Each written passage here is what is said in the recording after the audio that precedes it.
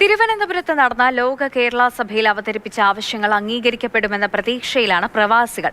പ്രവാസി ക്ഷേമനിധിയിൽ അംശാദായം മുടങ്ങിയവർക്ക് ഒറ്റത്തവണ തീർപ്പാക്കൽ പദ്ധതി നടപ്പാക്കണമെന്നതടക്കമുള്ള ആവശ്യങ്ങളാണ് ഷാർജ ഇന്ത്യൻ അസോസിയേഷൻ ആവശ്യപ്പെട്ടത്. വിവിധ ആവശ്യങ്ങൾ ഉന്നയിച്ച് മുഖ്യമന്ത്രി പിണറായി വിജയന് നിവേദനവും സമർപ്പിച്ചിട്ടുണ്ട്.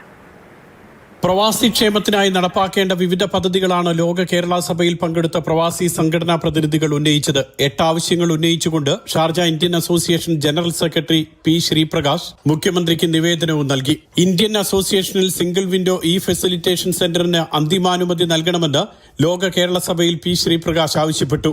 Norka, K smart, KSFE, Aadhaar, PAN card സേവനങ്ങളും പോലീസ് NRI സെൽ സഹായവും ഇവിടെ ലഭ്യമാക്കണമെന്നും നിവേദനത്തിൽ ആവശ്യപ്പെട്ടിരുന്നു. ഇതെല്ലാം ഭാവിയിൽ യാഥാർത്ഥ്യമാകുമെന്ന പ്രതീക്ഷയിലാണ് ഇന്ത്യൻ അസോസിയേഷൻ. നമ്മൾ എപ്പോഴും വിചാരിക്കേണ്ടത് ഇന്ന് നമ്മൾ കൊടുക്കുന്ന ഒന്ന് നാളെ രാവിലേക്ക് ഇത് നടപ്പിലാക്കപ്പെടും എന്നല്ല. പക്ഷേ അത്തരത്തിലുള്ള നിർദ്ദേശങ്ങൾ മുന്നോട്ട് പോവുകയും എന്താണ് പ്രവാസ സമൂഹത്തിന് വേണ്ടത് എന്ന് പറയുന്നതിനുള്ളൊരു വേദിയായി ലോക കേരള സഭയെ ഉപയോഗപ്പെടുത്തുകയുമാണ് വേണ്ടത്.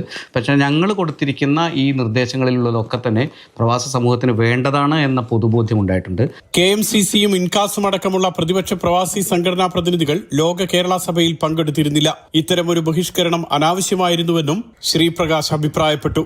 കേരളത്തിൻ്റെ രാഷ്ട്രീയ സാഹചര്യങ്ങളെ പ്രവാസ ലോകത്തേക്ക് പറിച്ചു നടുന്നത് പ്രവാസ സമൂഹത്തിനോട് ചെയ്യുന്ന വഞ്ചനയാണ്.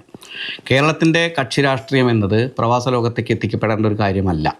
യഥാർത്ഥത്തിൽ പ്രവാസ ലോകത്ത് നിന്ന് നമുക്ക് പറയാനുള്ള കാര്യങ്ങളായി അല്ലെങ്കിൽ പറയാനുള്ള വേദിയായി ലോക കേരള സഭയെ ഉപയോഗപ്പെടുത്താൻ ശ്രമിക്കുകയാണ് വേണ്ടത്. ക്ഷേമനിധിയിലെ അംശാദായം മുടങ്ങിയവർക്കുള്ള ഒറ്റത്തവണ തീർപ്പാക്കൽ പദ്ധതി, വോട്ടർ പട്ടികയിൽ പേര് ചേർക്കുന്നതിലെ തടസ്സം നീക്കൽ തുടങ്ങിയവയെല്ലാം ഇന്ത്യൻ അസോസിയേഷൻ മുന്നോട്ട് വെച്ചിട്ടുണ്ട്. നോർക്ക കെയർ പ്രവാസി ഇൻഷുറൻസ് പദ്ധതിയിൽ കേരളത്തിൽ തിരിച്ചെത്തിയ പ്രവാസികളെയും ഉൾപ്പെടുത്തുക, പ്രവാസികളുടെ ടാക്സ് റെസിഡൻസി സ്റ്റാറ്റസ് 180 ദിവസമായി പുനഃസ്ഥാപിക്കുക എന്നീ ആവശ്യങ്ങളും അസോസിയേഷൻ മുന്നോട്ട് വെച്ചിട്ടുണ്ട്. Mathrubhumi news, Sharjah.